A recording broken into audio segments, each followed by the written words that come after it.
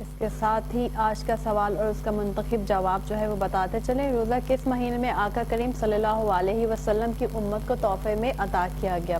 اس کے 3 آپشن ہم نے آپ کو بتائے تھے. پہلا آپشن تھا ماہ شوال, دوسرا آپشن تھا ماہ رجب اور تیسرا آپشن تھا ماہ ربیع الاول. اس کا درست جواب ہے رجب میں. مطلب روزے جو ہے وہ رجب کے مہینے میں آقا محمد صلی اللہ علیہ وسلم کی امت کو تحفے کے طور پر عطا کیے گئے تھے. اور اس کے ساتھ ہی ہم چلتے ہیں فیصل صاحب آپ کی طرف. تھوڑا سا اپنی آواز خلق کے حوالے سے تھوڑا سا ہمیں گائیڈ کیجیے اور ہمارے ناظرین کو بھی بتائیے جو نمبر چل رہے ہیں وہ احتیاط جو ہے وہ کس طریقے سے جو ہے وہ دے سکتے ہیں. دیکھیے ایک آواز خلق فاؤنڈیشن غریب مستحق, یعنی یہاں غریب کا مطلب ہے کہ وہ مستحق لوگ جو اپنا ہاتھ کسی کے آگے نہیں پھیلا سکتے اور نہ کسی کے آگے اپنی آواز کو بلند کر سکتے ہیں, نہ اپنے بارے میں بتا سکتے. سفید پوش لوگ جو محنت کرتے ہیں لیکن ان کی ضروریات پوری نہیں ہوتی.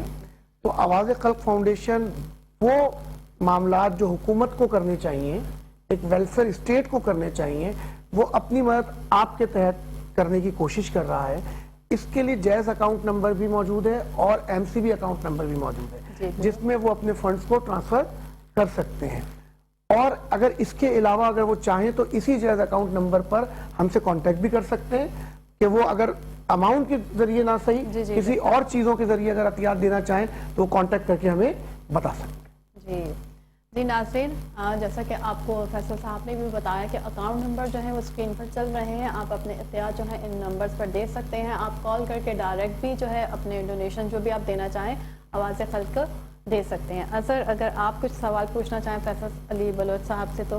جی ناظرین کرام, ضرور فیصل صاحب سے سوال کرنا چاہوں گا. آواز خلق فاؤنڈیشن کے بارے میں یہ بات ہم سبھی جانتے ہیں فیصل صاحب بخوبی کہ وہ سفید پوش لوگوں تک عطیات وغیرہ پہنچاتی ہے.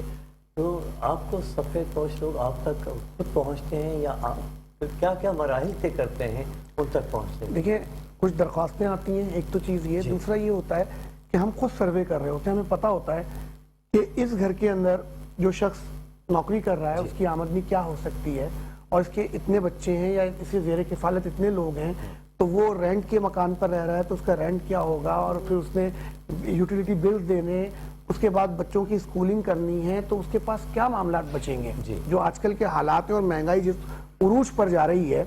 تو ایسے وقت میں ان کی دادرسی بہت ضروری ہے. اور اس وقت میں یہ چیز دیکھ رہا ہوں کہ بہت سارے مقرر حضرات نے اپنے ہاتھ روکے ہوئے ہیں یا ان لوگوں کو دے رہے ہیں جو صرف پبلسٹی کے علاوہ کچھ نہیں کر رہے. ہم نے پچھلے دنوں بھی سنا تھا پتہ نہیں کتنے ہزار ٹرک سیلاب زدگان تک پہنچے لیکن وہاں کسی کے ٹرک نظر نہیں آئے. جی فیصل صاحب, اس میں میں ایک ایڈیشن کرنا چاہوں گی. جب یہ سیلاب وغیرہ آیا تھا تو میرا لاہور جانا ہوا, اب میں بائی روڈ گئی تھی تو میں نے دیکھا کہ کوئی کیمپس نہیں, لوگ بیچارے پانی میں ہیں, روڈز پر ہیں, لیکن گورنمنٹ کی طرف سے یا ان کی طرف سے وہ امداد جو ہے وہ پتہ نہیں ان تک پہنچی ہے یا نہیں پہنچی. کیونکہ لوگوں کو میں نے خود اپنی میں آئی وٹنس ہوں کہ میں نے ان کو بہت برے حالات دیکھے کہ ان کے پاس نہ کھانے کے لیے نہ پینے کے لیے اور وہ روڈز پر بیٹھے ہیں. دیکھیں ان لوگوں تک پھر بھی بعد میں پہنچ گیا جو روڈز پر بیٹھے تھے. بہت سارے ایسے لوگ تھے جو بالکل پانی کے درمیان میں پھنسے ہوئے تھے. جی بالکل. اور ان تک تو کوئی چیز پہنچ نہیں رہی تھی. بڑی مشکلوں سے ایک صاحب کا میرے پاس بھی فون آیا اور انہوں نے کہا کہ ہمیں کچھ نہیں چاہیے, صرف ایک کشتی کا انتظام کروا دیں کہ ہم یہاں سے نکل جائیں. ہم نے مختلف اداروں سے بھی رابطہ قائم کیا اور گورنمنٹ سے بھی رابطہ قائم کیا لیکن مجھے نہیں پتا کہ ان کی کوئی دادرسی ہوئی یا نہیں ہوئی. آخر میں ہم نے جو سامان یہاں بھجوایا تو ہم نے وہ سامان مختلف شہروں کے مین اسپاٹ پر, جیسے ہم نے پاکستان مسلم لیگ فنکشنل کے ذریعے پہنچوایا تو وہ ہم نے پہنچوایا 7 وہاں کے جو اس وقت موجودہ سجادہ نشین ہیں ان کے حوالے ہم نے کیا کہ آپ اس کو وہاں پہ ڈسٹریبیوٹ کر دیں, تو انہوں نے وہاں اس کو ڈسٹریبیوٹ کیا. اس طرح ہم نے سکھر کے اندر یہ کام کیا. ہم نے لاڑکانہ میں ڈاکٹر صفدر عباسی صاحب کے ساتھ مل کر کے اس کام کو کیا. بدین میں حسنین مرزا بہت طریقے کے ساتھ کام کر رہے تھے, ہم نے ان کے ساتھ کام کیا. ابھی ہمارے اکبر مری صاحب ہیں, وہ اس وقت بے گھر لوگوں کو گھر بنا کر کے ان کو گھر دے رہے ہیں, جن کے پاس اب گھر نہیں رہے ان کو باقاعدہ گھر بنا کر گھر دے رہے ہیں. تو ہم اس طریقے سے کام کو لے کر کے آگے بڑھ رہے ہیں. جی بہتر. اور اس کے ساتھ ہی ہم اپنے آج کے جو ٹاپک ہے اس کی طرف واپس آتے ہیں, تھوڑا سا اس کو ڈسکس کر لیتے ہیں. اظہر آپ یہ بتائیے کہ کبھی آپ کو سوشل میڈیا پر نیگیٹو کمنٹس نے آپ کو اثر کیا, ڈپریشن ہوا ہے آپ کو؟ जी बिल्कुल, क्यों नहीं, ऐसा तो होता है। जैसा कि फैसल अली बलोच साहब ने बड़ी प्यारी बात कही। अगर सॉरी कता कलामी के लिए इस वक्त वक्त हुआ जा रहा है हमारे पास ब्रेक का। नाज़रीन जी, वक्त है ब्रेक का, हमारे साथ रहिएगा, कहीं मत जाएगा अपने इस प्रोग्राम में जिसका नाम है नूर नूर सहर।